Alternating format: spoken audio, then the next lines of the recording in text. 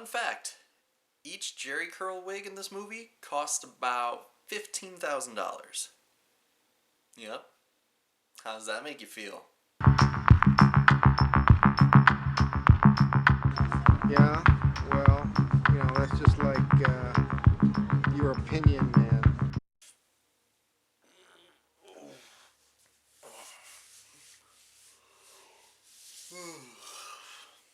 Oh, hey. I didn't see you there. How's it going? I'm Khalil, Slacker Reviews. The movie I'm about to review today was requested by my good friend Alex. A gentleman and a scholarship.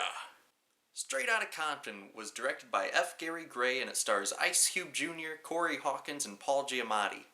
As I'm sure you all know, this movie's about a young group of rappers, the NWA, who go from rags to riches, and it's just their trials and tribulations as they try to make it big as rappers. Believe it or not, I actually grew up listening to this music.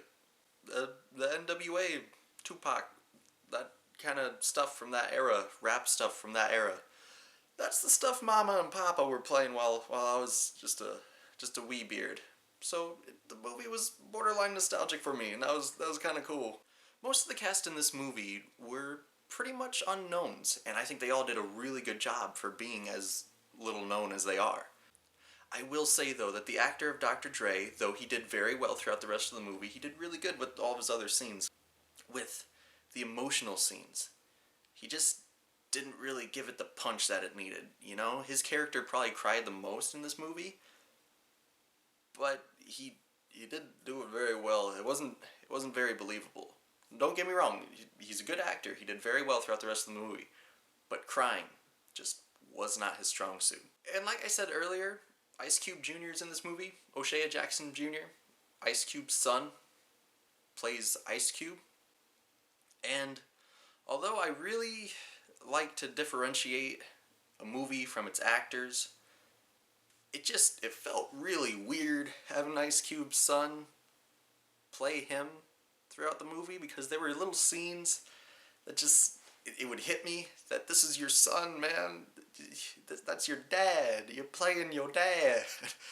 like there's a scene where he says, "Yeah, I got a son on the way." It's like, oh, that's you. That's you. You just said you have you on the way.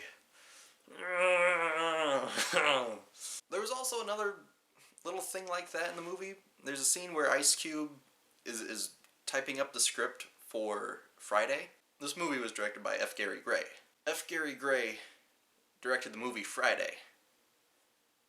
It just, I don't know, weird little references like that. It wasn't enough to break the fourth wall, but it was enough to make me realize what was going on, and I just felt uncomfortable about it. I don't know. It's probably just me, but I just thought that was kind of weird. Also, with O'Shea Jackson Jr., there's something that was mentioned to me by a friend when I saw it. I couldn't unsee. He looks not only like Ice Cube, he does have similarities to Ice Cube, but he looks like Ice Cube and the rapper Drake got together and they had a baby, and that baby was O'Shea Jackson Jr. Just saying, once you notice it, you can't unnotice it. You're welcome. And Paul Giamatti's character, he played Jerry Heller, their manager. And I don't know, I just feel like the movie couldn't really decide how it wanted us to feel about this character. Because he starts off and he's really cool, he treats them really nice, and you have a lot of respect for this character, but then it jumps back and forth of having respect for him and then just hating his guts. I mean, maybe that's how he was in real life. I'm not 100% sure. Maybe he jumped around a lot like that in real life. I don't know. But as a movie, it just felt confusing to the audience because you really didn't know how you wanted to feel about him. And as I said earlier, this movie was directed by F. Gary Gray, and he did movies such as Friday, The Negotiator, and Law Abiding Citizen. And for the style and feel that this type of movie was going for, he did it really well. He gave it this kind of graininess, this not necessarily shaky cam, but this handheld documentary type feel to it. Not saying it's like a fake documentary, just saying that it really shoved you into that. And it was really good. It's not my personal preference of directing, but I thought he did it very well. It almost kind of reminded me of Breaking Bad. You know, those kind of handheld shots, sped up shots, slow down shots, stuff like that. And also, there was a lot of long following shots, which, not gonna lie, I kind of liked. I was okay with there being an overabundance of long following shots. That was fine by me. As for story, I thought it was pretty entertaining, but it did kind of jump around a lot. Jump around, jump up and get down. It felt like it was a little choppy, like it skipped a lot of things that happened. The story was also really good when it was about this group of guys just trying to make it big, you know, working hard to get out of the ghetto and make some money. But then the second half of the movie happens, where they have the money, but now they're arguing over it. It just loses its message a little bit, I think.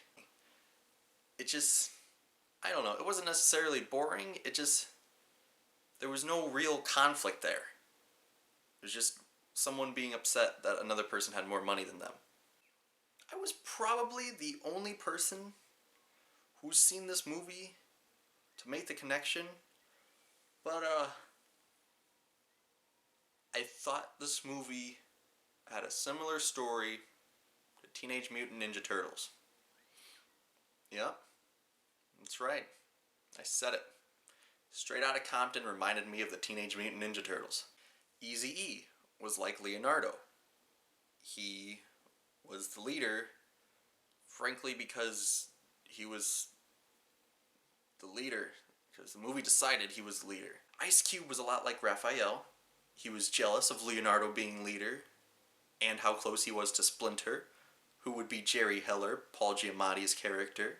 Dr. Dre was like Donatello. He didn't really pick sides. He was the smart one. He was the business savvy one. DJ Yella was like Michelangelo.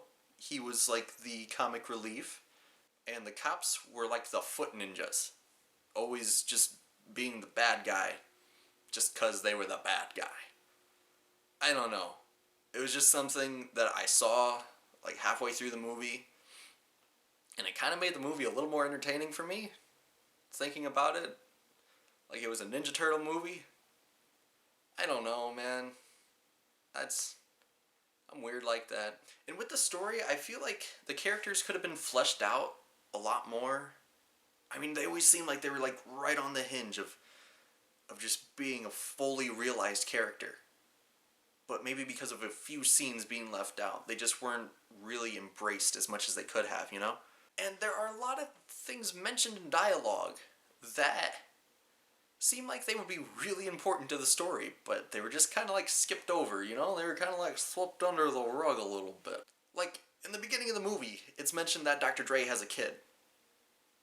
You see the kid like once in the movie, and then you just forget about it. You forget that Dr. Dre just totally ignores his child and he doesn't take care of it and goes to pursue his rapping career. I did hear, though, that the original cut of this movie was about 3.5 hours long.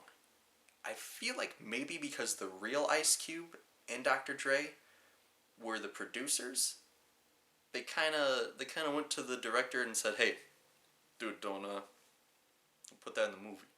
Don't make us look bad." So maybe that's why there's a lot of things that feel like they're just left out. Because it's paid for by the people it happened to. So I guess I understand that. But when you look at it as a movie, it just feels like things were left out, like there's something missing. Overall, the movie was honestly pretty good. There was some really good directing, really good acting. It's just the story was a bit choppy. Also, there's a lot of little like cameos by other rappers, well, actors playing rappers, that were kind of fun to seek out. So it was kind of like a comic book movie for rap fans. So now, it's judgment time. I'm going to give the film Straight Outta Compton 7.5 out of 10. So, did you like this video? Why don't you let me know by clicking the little like button? Did you dislike this video? You can click the dislike button if you want to, I guess.